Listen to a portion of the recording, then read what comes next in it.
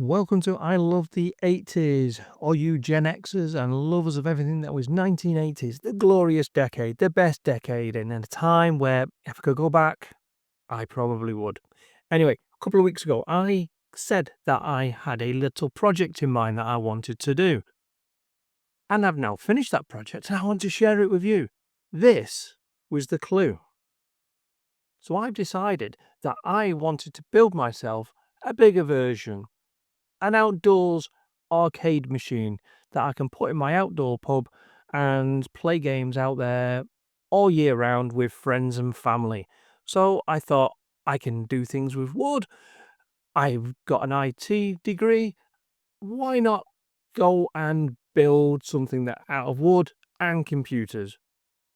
An arcade machine. What else? So this video is going to go through the build process and hopefully it'll give you an idea actually the pros and cons of building one, some of the pitfalls that I fell down, and some of the things that I thought afterwards, I wish I may have done that a little bit differently to that. But anyway, we'll crack on. We're going to have a look at the build process and we'll see what it looks like at the end. And then I'll give you my honest opinion as to what I really do think about it. But the one thing I would say is just do it. If you want one, just do it. I tried to build this on a budget as well, so I'll give you some ideas, some of the prices of things that I purchased to make it. So anyway, let's go and have a look at the beginning stage, the building part, the hardest bit. Okay, so the first thing I have to do is get a template, a paper template, which I printed out and stuck together, and I stuck it down to some OBD boards. This was going to be cut around using my jigsaw. So drew around the template of all the parts that I needed, tried to make the most out of each piece of wood as well to reduce any waste, and then went to it with my trusty new jigsaw and cut out the shapes. I had a fairly rough blade in there to cut through the OBD board, and I took my time, I didn't rush it, I went through it at a fairly slow pace, so I got a nice smooth edge and there's no mistakes made. I then used the first board, the first side, as a template for the opposite side. So I lay it down, drew around it, and then cut around that one as well, and that gave me the two edges. These were going to be the main two struts. Then it was a case of cutting out the cross beams and where the joystick and buttons are going to go. So once I've done that, I stuck down the template for the joystick and buttons onto the board so I knew where it was going to go.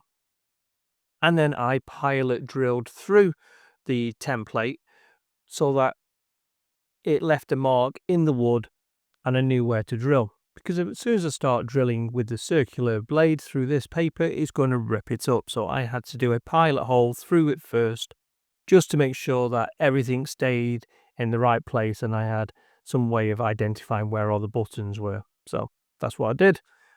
Drill through into the wood below, and then that gave me my markers for drilling out. Now, what I did try was different size drills first with the measuring them up against the buttons themselves, and I decided that a 30mm drill was going to be big enough. So this is a 25.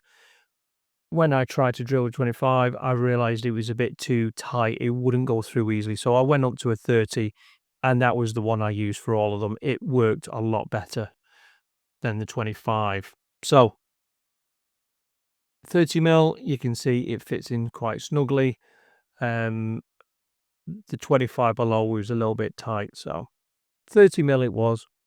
Could have saved myself a little bit of time there if I'd gone straight for the 30. But hey, it's a learning curve. So I drilled out all 6 buttons on each side, and then I drilled a hole where the joystick was going to poke through as well. So that was all done, and then it was a case of giving it a bit of a spray. Once I attached all the wood panels together, I attached them together with compressed nails, so from a nail gun, a little bit of wood glue, and then I also used some wood screws as well, just to reinforce some of the areas where it might have a bit more weight or moving it around could cause it to collapse. So I made sure it was reinforced. I put little chocks in place, little pieces of wood in between them as well, so I could put screws through. It really made it a solid piece of wood, but I didn't want to make it too heavy. So gave it a few coats of black paint. This was going to be the primary colour. It's going to have decals on it, but I wanted to give it a black paint so it hides the wood. Anything that's going to be visible, I wanted it hiding. And it also gave it the opportunity for me to then put some varnish on there as well, some weatherproof varnish to protect it from the elements, but it gave the vinyl something to stick to as well, so it wasn't just a complete smooth surface. So this is where the vinyls are going to go. That's the control panel, and that's where I'm going to put my front display, which is going to have LEDs in there. Time to drill the buttons for the 1 and 2 players, so I need to measure where they go. There's also a coin button, which is like a play and select button, and then there's an exit button as well.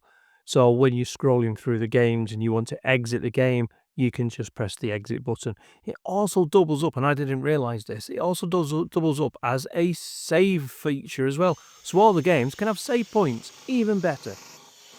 So I kind of forgot I needed to drill these before I sprayed. So my advice would be to drill all your holes, make sure you've drilled them all, and then drill and then spray your paint. I kind of missed these out. I forgot about them. So first lesson learned. So then I put some LEDs in. These are quite cheap, a couple of pound off Amazon. Wrap them around the inside several times. They're USB powered, so they're going to be powered from the game's console itself. And the LED receiver will be just behind the front decal, so the remote control will go through it and I can change the colours. Next up, and again I should have done this before I sprayed but I forgot, was to use a router. So I'm putting a groove all the way down the edges, and this is going to allow me to push in some T-piece plastic coving around the edges to give it that professional look. It also stops you from cutting your hands on the sharp edges. It stops the decals from peeling off. So there's a few things why I decided I was going to do this. I wasn't initially, but I decided I wanted to after a while. And I had to wait for my router to turn up because I didn't have one. So where the decals are going to go on the front, it's going to be a piece of Perspex. It's going to have a logo on there, and then the lights will shine through and it will look amazing in the dark, or at least that's my plan. So next step was to get the router up and running and start routing.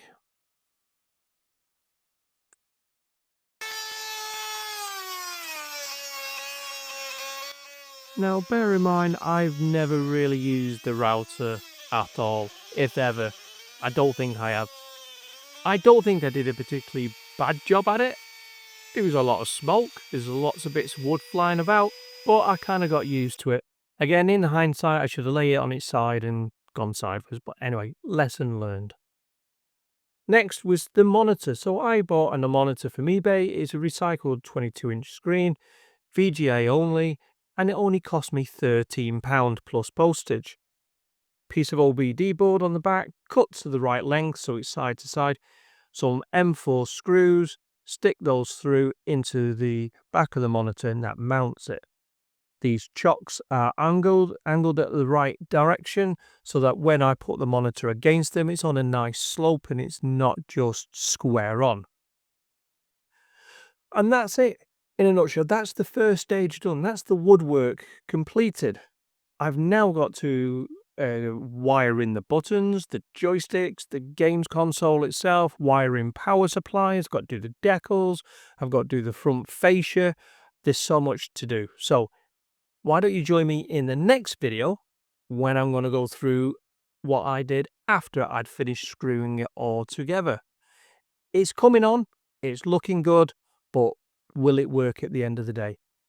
Join me in the next video, and if you've not done so, please like and subscribe. It helps me grow the channel, keeps you updated on other projects that I might be working on, and it's a nice thing to do because it doesn't cost you anything, but it really does help me, and I really, really, really do appreciate every like and subscribe that I get, and I will try and reply to every single message as well. So if you've got any ideas about this project, if you thought about doing one and you're not sure, drop me a message below. Gladly help as much as I can. Anyway, I'll see you in the next video.